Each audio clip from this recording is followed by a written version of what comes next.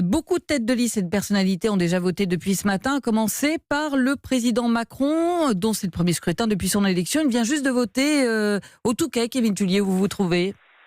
Ouais, Emmanuel Macron est arrivé directement en voiture de la villa familiale où il a passé la nuit. Villa située à 400 mètres de la mairie. Il a été accueilli, c'est la tradition, par le député ancien maire du Touquet, Daniel Fasquelle. Et puis, il a pris le temps, il y a à peine 5 minutes, de saluer les assesseurs et de glisser son bulletin dans l'urne. On attend le président de la République, qui est encore en ce moment même à l'intérieur de la mairie. Des dizaines de personnes l'attendent derrière des barrières, malgré le vent et le froid. Le couple présidentiel qui va déjeuner ici au Touquet avant de regagner l'Élysée cet après-midi pour suivre les résultats de ces élections européennes.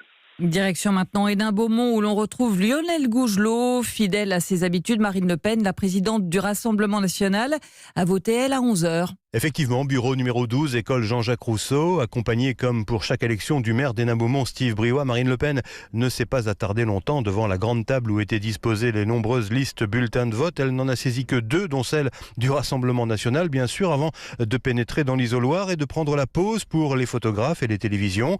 Tout sourire devant l'urne, une petite enveloppe bleue à la main. Un devoir électoral rapidement rempli donc par la présidente du Rassemblement national, qui a échangé quelques mots en sortant sur la participation dans un bureau de vote qui semble avoir connu ce matin une mobilisation plutôt satisfaisante des électeurs. C'est en tout cas ce que me disait le président de ce bureau. Après un déjeuner ici en compagnie de sa garde rapprochée, Marine Le Pen regagnera Paris dans l'après-midi, où elle suivra et commentera en soirée, bien sûr, les résultats de ces européennes. Voilà pour le vote de Marine Le Pen, donc à 11h ce matin à Hénin-Beaumont. Et elles ont été plusieurs personnalités comme elle à voter dès ce matin, Aurélie Herbemont.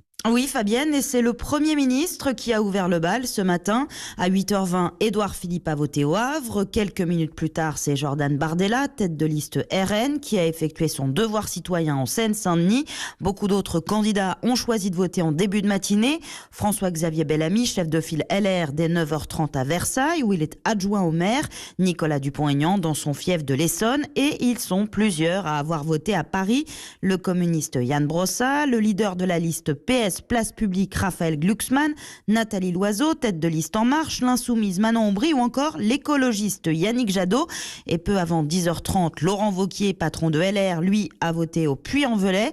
Alors, la plupart des responsables politiques votent traditionnellement avant midi. Désormais, ils peuvent souffler quelques heures avant d'avoir les résultats. À noter aussi le vote de 2 anciens chefs de l'État ce matin.